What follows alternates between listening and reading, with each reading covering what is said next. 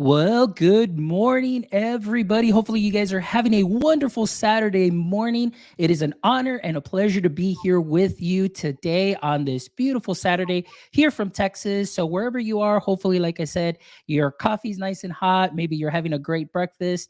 And most importantly, if you're watching us, I want to thank you for making us part of your amazing morning. So, today, I am really excited to have an amazing guest. Today, I have Dr. Sarah Thomas with us this morning, and we're going to talk about educator, real life stories, and edupreneur stories. So I'm just so excited to have Dr. Thomas here with us. Or Sarah, may I call you Sarah? All Please right, we're do, having please. Yeah. okay, Sarah. Yes. So Sarah, so we've got Sarah here, and I'm just so excited, and again, just having a great conversation here with her today. And guys, if you're watching us today, if you're leaving some comments, please use hashtag PLF in all caps. That way, we can put you in for a drawing for some of the new sticker swag for my EdTech Live. So I'm just really excited about that. So again, I'm excited to have Dr. Sarah Thomas here today, who is the founder of the EduMatch organization, which promotes connection and collaboration among educators around the world. But she also serves as a regional technology coordinator in a large district in Maryland. So we're going to get the origin story here, guys, today, the way she kind of came up and the amazing things that she's doing today. And of course, we're going to be talking about EduMatch and just the a wonderful array of authors that are available under this publishing umbrella. So I'm just so excited about that. So, Sarah, how are you doing this morning? Oh, I'm doing great, Fonz. How about yourself? Oh, doing wonderful and excited to have you here again. Thank you so much for taking time out of your busy schedule. I know you might be on a little break, but thank you so much for being here this morning. Appreciate you. Oh, thank you. I'm so excited to be here. Thank you so much for having me. Excellent, excellent. All right, well, Sarah, let's get down to it. Longtime follower myself, and seeing your work, all the great things that you are doing. Dallas, I want to know, where did the story of Sarah Thomas get started? How did you land in education? That is such a good question. So, originally, I was not in education. I was in radio, TV, film. That was my undergrad major was radio, TV, film. But maybe around freshman, sophomore year, my mom started teaching middle school. She'd been an educator since I was a kid, but she'd been in different roles. Teaching at university to pre-service teachers, working with the DC Public Schools channel when I was a kid, having a show there and so when she actually went into the middle school classroom, I started coming down to volunteer. And I was just like, man, this is really where I want to be. But I'm deep in my major, deep, deep, deep. And I was just like, okay, so it's too late to switch, but maybe somehow I'll find my way to this. And what really cemented it for me was when I met the AV technician at her school. And I was just like, oh, this is something that that I could really see myself getting into. So anyway, fast forward, graduated, bachelor's in radio, TV, film, re-enrolled in the master's program for intercultural communication. And I came down the stairs one day. It was serendipity. There was a poster on the wall. They were looking for teachers alternative certification for a nearby district, and I was just like, all right, well, let me go ahead and shoot my shot. And so I applied. They accepted me into the program, and I went through a summer institute of kind of some pedagogical strategies, things of that nature, for the month of July. And then in August, then I started teaching. I kind of jumped the gun and decided to place myself instead of waiting for them to place me. Those first couple years were super rough, but I learned quite a bit. And as the years went on, I learned about lots of different things, learned about different strategies, different tools. I got better in my own skin, with my students, getting to build relationships with them. And then like once I got connected, it was a wrap. Like I was just like, I love this. This is my jam. This is where I want to be. So yeah, so now this is almost year 18. In August it'll be year 18, and just absolutely loving it. Wow, that is great. And that's such a wonderful story. I mean, just the way that, again, going back and just seeing the way things were. And then now you saying, like, hey, you know what? I'm going to go for it and do it. And that's very similar to my story. And that's very similar, I think, to a lot of stories of people whom I follow is that, education was not their number one, but they either fell into it due to, again, somebody inspiring them or just seeing the way things were. And then once you're in there, it's like, you just fell absolutely in love with it in the process. And not saying that it was easy, of course, because like you mentioned, and I'd like to kind of go back to that, like you said, those first couple of years being rough. If your today self right now can go back to yourself when you first started, what would be the number one piece of advice that you would give yourself? Oh man, so that was 2004 when I started, and there weren't as many things available as there are now. Like as far as support goes for educators, but if at the time, there was a way to get connected, then I would say definitely, get connected. Like that to me has been the biggest game changer in my entire career. Just, having that network, just getting to know people on a deeper level and having that support for when times get rough. And it's great to connect with people within your school, within your district, and also connecting with people outside of it just to see what they're doing, learning from them, and being able to prop each other up when things get really really difficult. And I agree with you 100% on that. The power of connection is great. And just like Amanda here's posting the hashtag PLF, so just really excited about that. But yes. And I think that that's very important, for myself. I saw a turn, for the better when I started being connected, not only within my building or even within the district, but also outside, putting your stuff out on social media, reaching out to people, getting connected with genuine educators that are out there that are willing to help was really what made my practice a lot better. You get that confidence. And like you said, you have somebody that you can turn to sometimes even during rough times. And although you may be miles and miles apart, it seems like you're definitely a close knit family. And it's always great to have people there to support. So I do agree with you. Being a connected educator has definitely been, for me, the most amazing thing and being able to connect with people globally as well. And so that's really exciting. So thank you so much for sharing that because we definitely see that and the power of connection there. And I believe you did do some writing on this too as well. Can you tell us a little bit about that? Sure, sure. So there's been a couple different places where I've like written about it and things of that nature. I would say like one thing that we do annually is the EduMatch anthology, where people submit like different chapters and stuff like that. But we started that back in 2016.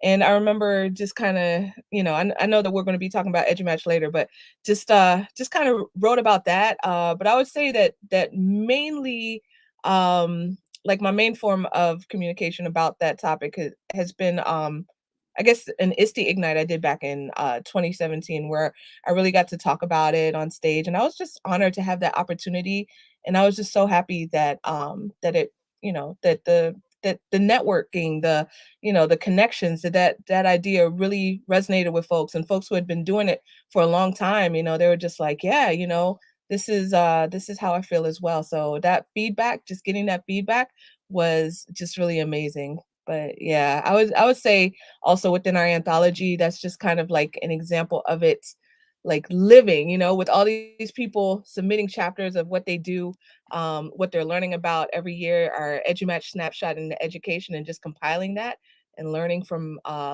everybody's practice has just been just amazing to see.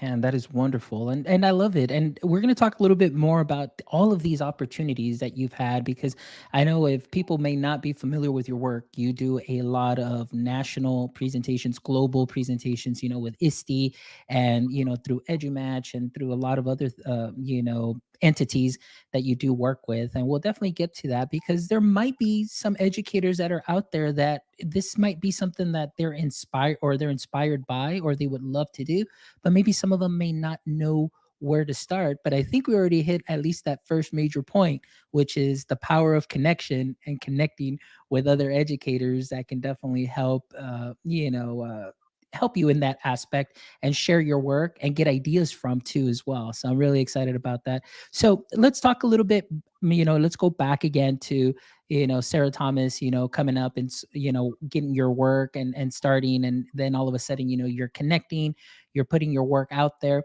How important would you say that social media has, how important has that component been into or with your current role, and of course moving on into the jobs and the opportunities that you've had? Can you tell us maybe some experiences through that as well? Yeah, totally. It's really been a game changer for me, and I know I keep using that phrase, but it really has. Like, it has been the number one thing that has had me kind of pivot. Just that access to so many different people, just around the country, around the world, and just being exposed to different modes of thinking as well. Because one thing that I really love about being able to connect with other folks is that there might be somebody on paper that is completely the opposite of me. But once we get connected, once we start finding out, more about each other, then often around, that overlap where we might have like some things where we really, really, really are in sync with, really, really, really see eye to eye with. That's a basis where you can form all kinds of relationships and you can have difficult conversations that are difficult, that are difficult conversations for a reason, that you can't normally have with strangers without a whole lot of pushback. And a lot of times these are the conversations that move the needle. So I mean, it's just been so valuable to me, professionally, personally. Like, I feel like I'm a different person from when I first got connected back in 2013, I would say. So now it's coming up on 10 years. It's crazy how quickly it goes by, but actually coming up on 9, because a week from when we're recording this episode, then that will be my 9th year anniversary of being on Twitter. So it went by very quickly, very quickly. Oh But yeah. it's really been an amazing experience. I'm so grateful for everyone I've connected with. Yeah, no, and I agree with you, and I second that. So, for any educators that are out there that are watching that currently may not be connected or are thinking about being connected, and you're listening to this episode, listen to what Sarah's saying, and of course myself too as well. Please make sure that you do connect with Sarah on Twitter, connect with me on Twitter, and connect with other educators that have that similar passion and that similar viewpoint. And like I said, I agree with Sarah. I think one of the biggest things for me in my career, was when I first started getting being a connected educator, and that was back really in about 2015, 2016, around that time. And then it just completely changed the teacher that I was, the educator that I was, because I got to see things from different perspectives. And that's one thing that you mentioned, Sarah.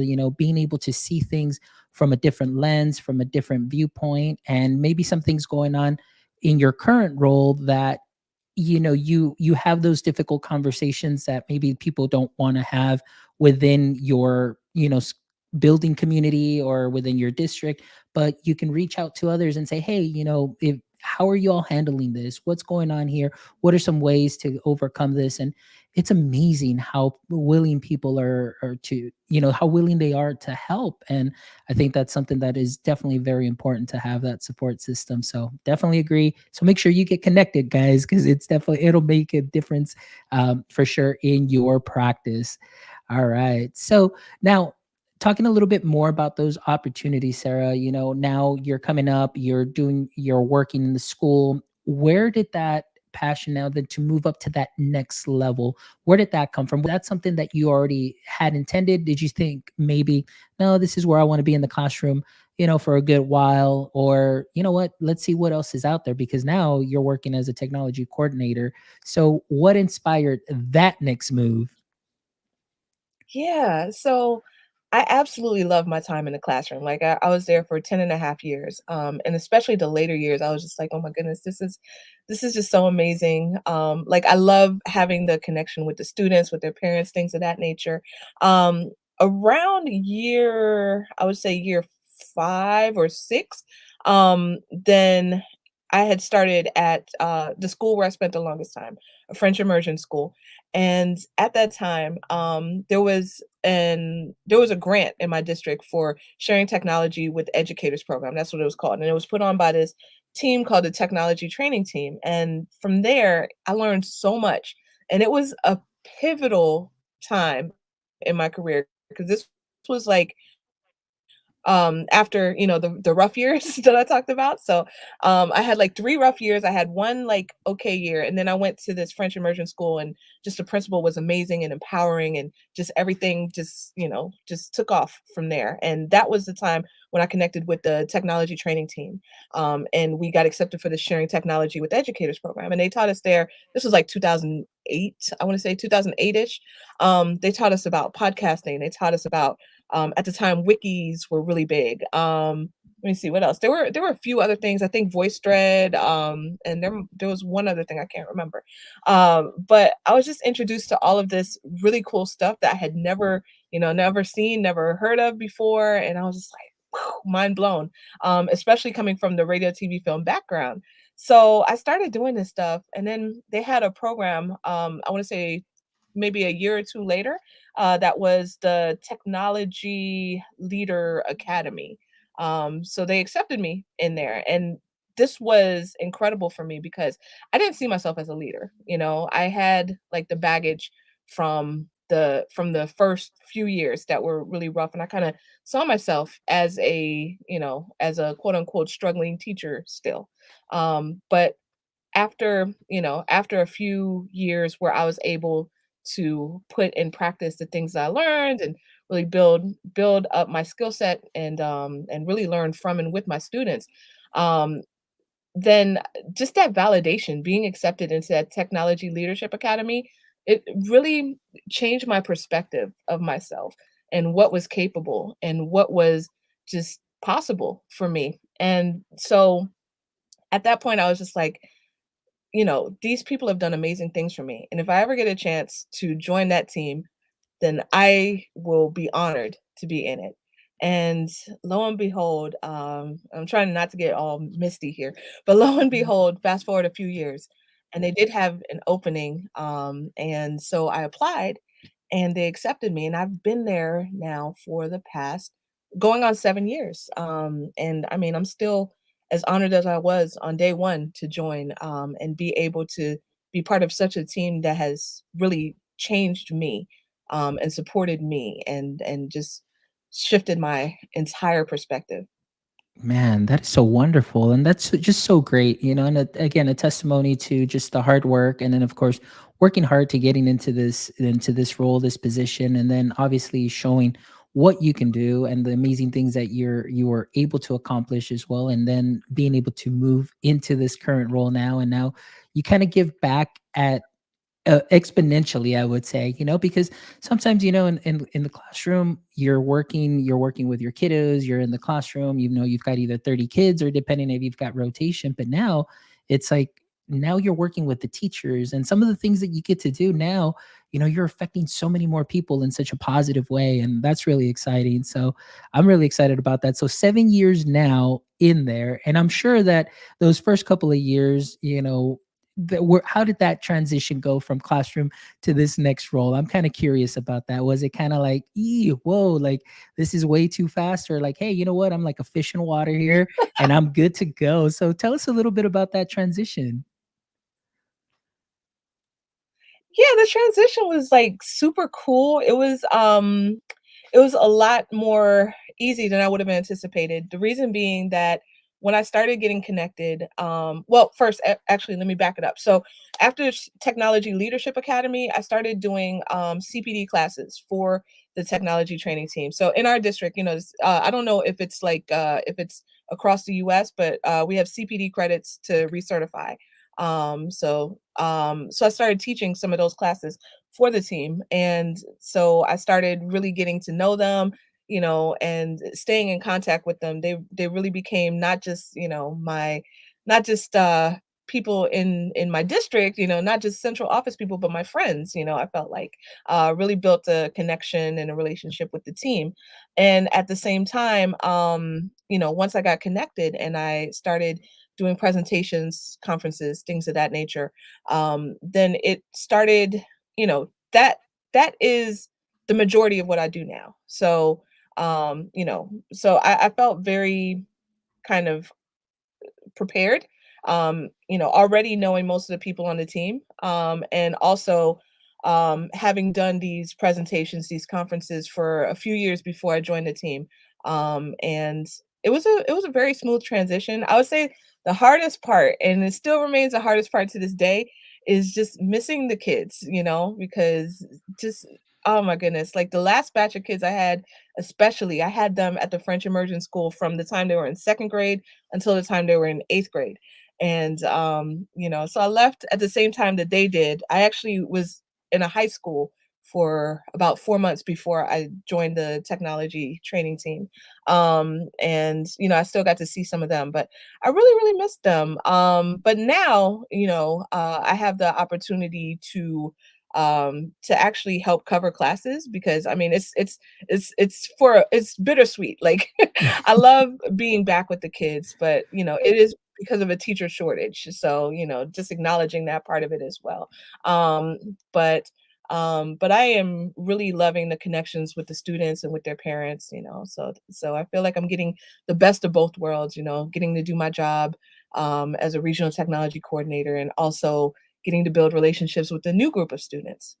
There you go. Yeah, and that's so important, and that's so great. Like, because you already did have that classroom experience, so now that combination of that classroom experience, technology coordinator, it's I mean, and that's amazing, and that's what I love about my transition too as well, from going to the classroom and going into instructional tech, is just having that skill set that at any moment you can turn on teacher mode and you're back, because it's within us. We did it for so long, and although things may have changed slightly, to me, it's always been all about relationships. So as long as you can establish those relationships and that connection first and foremost, build that community. I mean, the kids are definitely going to be working, and we're going to be doing it together. And that's, I think, to me, was always the biggest and the most important part. So let's talk a little bit about this, because you did mention this, and I mean, we have to talk about it because it's something that is already out in the news. It's been out there for a while, like you said. Some of the things that you're doing, filling in due to a teacher shortage. How has that been for you personally? I mean, I want to know what your feelings behind that are, and then, of course, how has it affected your current district in any way? Yeah, totally. So I know that this is like national occurrence, if not international, but these last few years have been hard. They've been hard on everybody. And, I'm going on Twitter, just scrolling down the timeline. I'm seeing how people are feeling. Like it's a pulse check to see how people are feeling. And I mean, there's so many great things with our field, but also, we have to acknowledge that right now this is a very difficult time for so many people for so many reasons. And it's very challenging. So with this shortage, I'm just hoping that something turns around soon, because yeah, it's really been a challenge nationwide. But I would say that personally and professionally, then at first, I was a little apprehensive, to be honest, about going back into the classroom. I was a little apprehensive, but like you said, it's kind of like riding a bike, and you don't lose it. I was able to kind of, catch my speed, but yeah, at the beginning, I was a little apprehensive because it was outside my content area. And there was one time where we went where we helped out with classes before, when there were a lot of absences, and that particular day did not go so well for me. So I was just like, oh my goodness, maybe I lost it, maybe I lost my touch. But being back with them, with the middle schoolers, it's just an amazing experience. I absolutely love to connect with them. Their energy, like, being away from them, then it just kind of felt like that youthful energy was something I was missing in my life. Um but now I have it, they're catching me up. Like, I was joking before, I was saying that I'm kind of getting old because now I'm not hip to anything that's out there anymore, but they're catching me up, so I'm learning about I'm learning about what's hot in the world right now, in their world, I should say. And I've really, really missed that. And also just their parents as well. Like, I've been able to meet a few of their parents who've been super sweet, super supportive. And I absolutely love when different stakeholders come together and just, build up the community, the school community together. Yeah. Man, that's wonderful. And that's so great to hear, stakeholders coming in and parents, that's very important too, as well.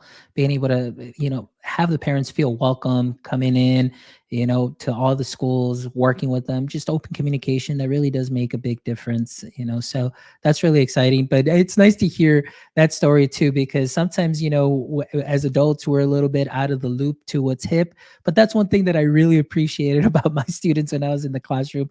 They always kept you up to date, or you had to push yourself to be up to date because you want to make sure that what they're doing and what they're talking about is something that is appropriate.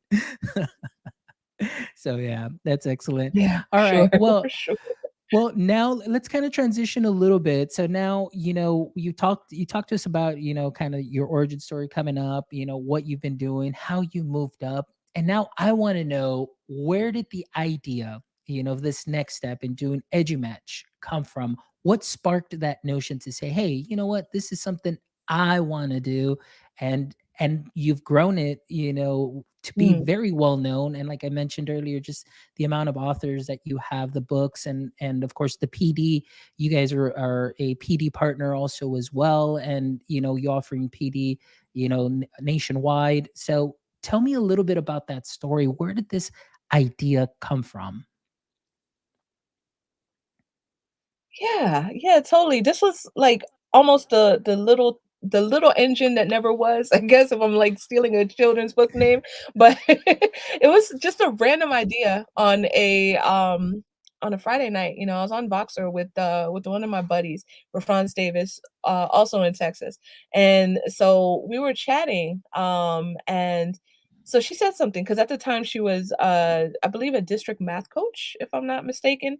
And she was talking about, like, one of the teachers in her district wanted to do gamification with fantasy sports.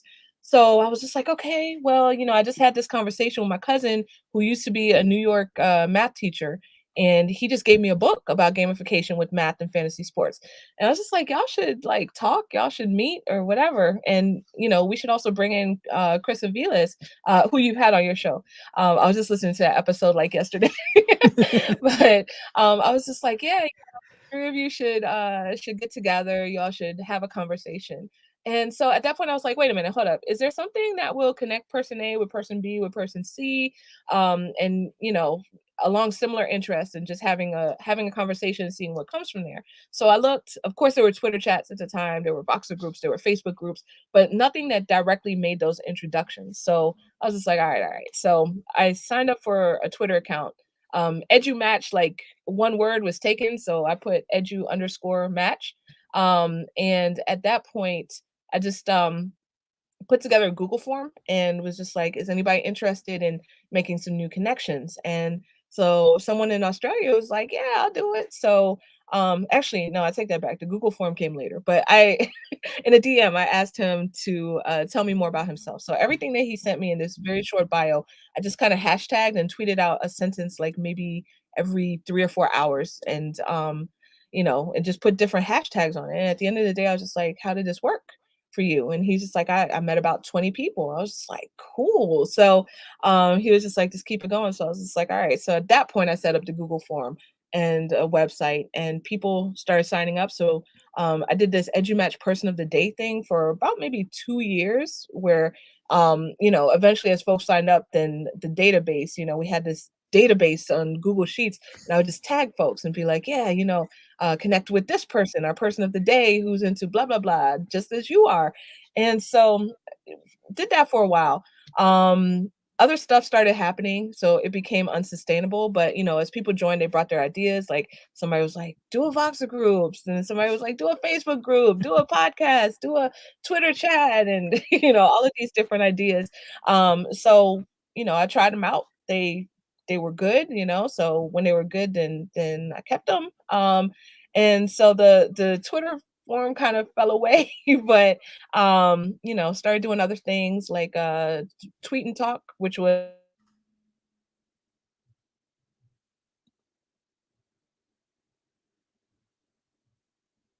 All right. We just had a little bit of technical difficulties here, but no worries, guys. We'll make sure that we get Dr. Sarah back here.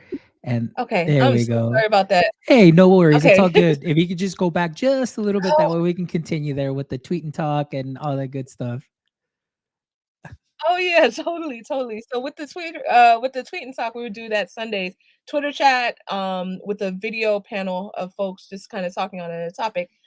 Did that for a while. In the Voxer group, then well, I would say that we did that for a few years, probably like 4 or 5 years, but it just, once the pandemic hit, then and we had like so much going on, that was something that we cut, but we're gonna be bringing back.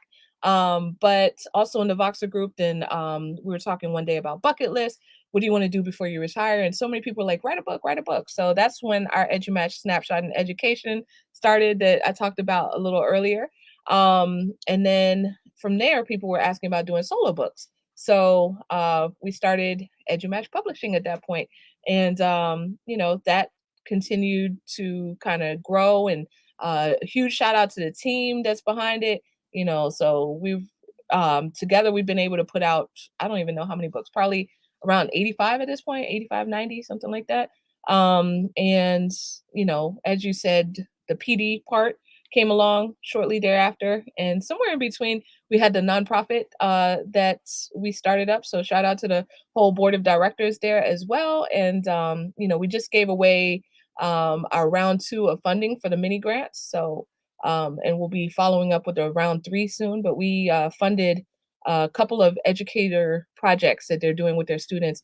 Both of them, it's kind of a coincidence, but both of them ended up dealing with podcasting and or video. So, um, but we just put that grant out and funded those. So we're gonna have another round open, and yeah, so we do lots of different things. Work with districts as well. Work with Google. We're a Google PD partner, and we do a lot of book studies, webinars, even consulting, and just lots of different things. So I'm just really happy and blessed that so many amazing people are working behind us to kind of keep it going and keep building and keep growing it out. Excellent. No, and I'm looking here at the catalog, and you do have, I think it's 82 that I counted, 82, that are up there right now. But I mean, just the amount of authors that you have and the types of books that you have, it's just amazing. There's definitely something for everybody here, and just all of these written by just some wonderful educators that I've seen, and some of them have even been on the show. I've had Valerie Sousa on the show, and then of course my favorite, I call him the edu chef, which is Mike Earnshaw, from Punk Rock Classrooms and things of that. And he's just amazing, and his book was great too as well. So it's just amazing what you're doing here. But what I loved about this, Sarah, was just the whole premise of, let's connect you with somebody that has that similar interest. And as you can see here, at least I see the vision here also is just promoting that sharing, promoting that connection. And that's something that is so important. And I think that, from your experience, I mean, it just transitioned well into this vision that you have of, hey, we've got something for everybody, and we're going to connect you with an author, and there's something here to meet your needs. And it's just amazing because the amount of books that are there and the publishers who you have are just amazing people to definitely connect with. So I encourage you all, please make sure that if you are on Twitter and you haven't connected quite yet, or you're trying to still find your way around Twitter, just go to EduMatch. Also, just find out all those authors and follow them because they definitely put out some great stuff. And don't forget to also follow Dr. Sarah Thomas as well because she's definitely got some great things. So, again, going back to EduMatch Vision Publishing, I did put the website out here on the chat. It will be also in the show notes. That way, people can go ahead and visit. You know, I am just blown away because this is just something that I love to see when people, have this passion and they really just do something with it. And oftentimes, people might hesitate a little bit because imposter syndrome kicks in and they're like, Yeah. well, no, I mean, but that's Sarah Thomas and she's got this and she's already doing that and she already did this. Let me ask you something, Sarah. What advice would you give? Because I definitely want to inspire people by your story because it's been amazing to see what you've done, what you've accomplished, and what has come to fruition. So, if there are any educators that are out there that would love to follow in your steps or have this vision, whether it's something similar to publishing or maybe just taking that next step in their career, what would be some advice from your personal experience that you can share to inspire them? Yeah, totally. I would say that, I mean, we're not different, like, um, whoever might be feeling that way and me, we have those same similar feelings. So I can definitely relate to what they're feeling, but the the thing is just to take that step, just to take that first step. Because I remember, sometimes having ideas and I'm just like, oh man, wouldn't it be cool if somebody blah blah blah blah blah. And then what if that somebody is you? Like the person who is close to that problem of practice, is probably the one of the best people to get the job done. And I say one of the best because it's sweeter when you collaborate, So but if you see a challenge, then definitely take that step to fix it. And if you're inspired to do something, then you might say, why me? Well, why not you? Definitely just go ahead, take that leap. I really believe in oh goodness, I have not said this in a while, so I forgot the phrase that I was using, but jumping in feet first. Jumping in feet first, like they do at the pool. You don't want to. Some people like to dive in head first, and I mean that's cool. That's your thing. More power to you. Me, I'm a little more cautious, but definitely jumping in feet first has been just something that has really helped me out. Assessing all the risks, and if the risks are, if they're at a level that isn't going to pose any kind of harm or do anything like that, then I would say go for it. Because if it scares you, then that's probably because you are fully capable of doing it. And because if you tell me right now go run like 150 miles. I'm not going to be afraid of that because I'm just like, no, I'm not doing that right now, right? Like that's not in my wheelhouse. But if somebody, tells me to go do, I don't know, go run a mile right now, and I'm be like, why? you know, like I don't want to do that today, like that would frighten me because that's something that I know that I'm capable of doing, but might be afraid to do today. Um, so I would definitely take that fear as a sign, as a positive sign. Sometimes fear tells you to stay away from things, but sometimes fear tells you to move towards things. So, I would definitely examine that fear.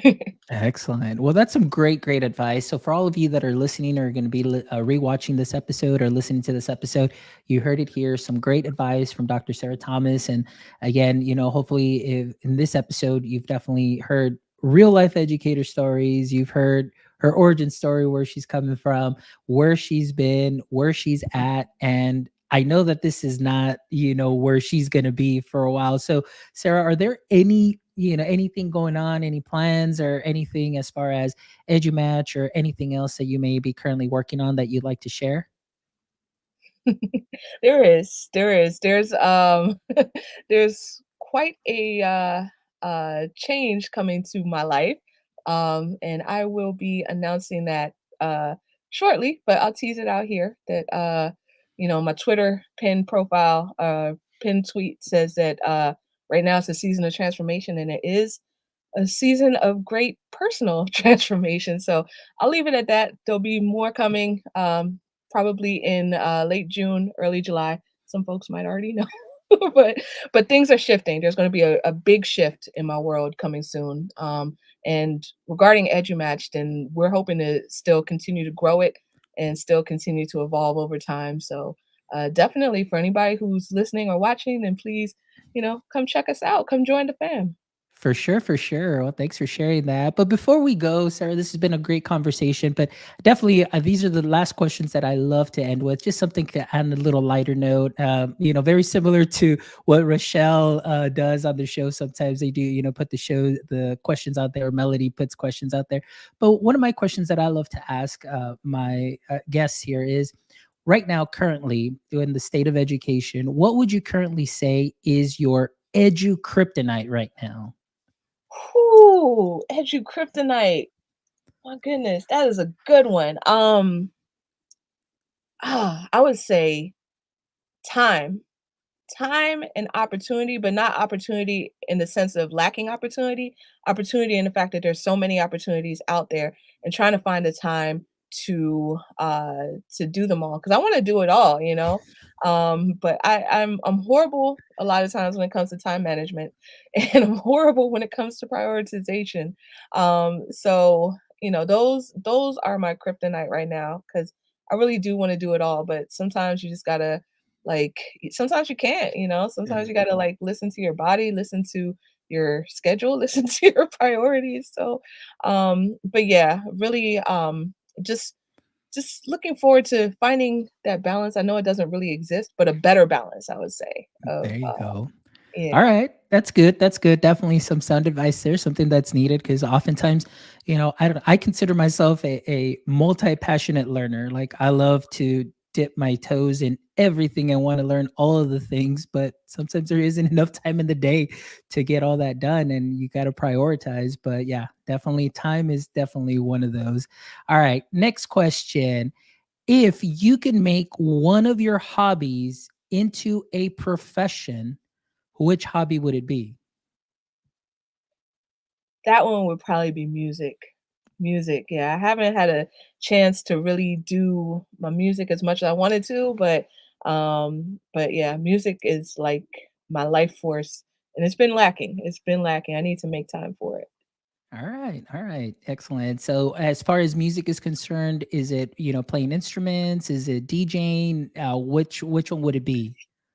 A little all of the above. Like I would say primarily I'm a singer, but I have DJ'd like for many, many, many years to get my music fixed in, and I'm always trying to learn a new instrument. But like the last few years I've been really lacking when it comes to all that. So yeah, hopefully one day I'll get it back.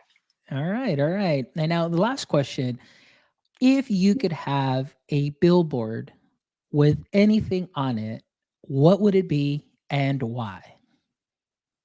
Hmm, that's great. You have the tough questions today.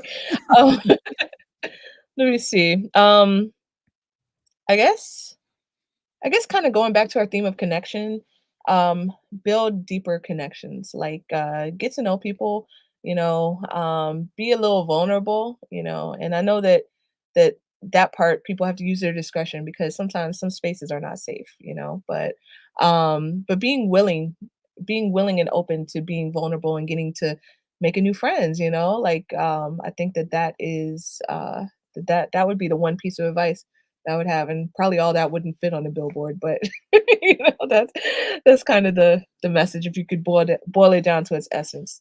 There you go. It's just the power connections. Connect, connect, connect. All right. Sounds great. Well, Sarah, it has been a pleasure. It's been an honor. Like I said, myself, I'm kind of like starstruck per se because, Oh, likewise. I'm a longtime follower of your work and love what you do, love what you've been able to do, and just the inspiration behind it. That I know if I'm feeling inspired by what you're doing, I know that there are many other educators that are out there that'll definitely find inspiration in what you're doing. So I want to thank you, seriously, like sincerely, for being on the show and just, giving us some time, telling us your story, and just inspiring other educators that are out there right now that may need just that little, little fire lit again, fanning that flame, because I know we know right now it's a little bit tough out there, as we all know. But thank you so much for spending a little bit of your Saturday with me today and with all our guests. And guys, thank you so much as always for being part of the show. Thank you so much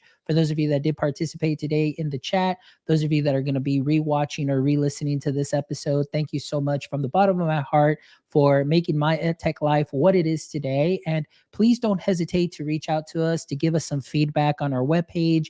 Any feedback that you can give will help us always bring you the best and to improve anything that you may see that may need improving. I'm all for it, because we always want to, well, I always want to give you the best. I know I always say we, but I always want to give you the best of me each and every time. So thank you so much for making us part of your Saturday this morning. Again, big shout out to Dr. Sarah Thomas for being an amazing guest. Make sure you follow her on Twitter. Make sure you connect with her on all the, all socials, as you will see on the episode page coming up shortly within about 30 minutes or so. So you'll be able to catch that.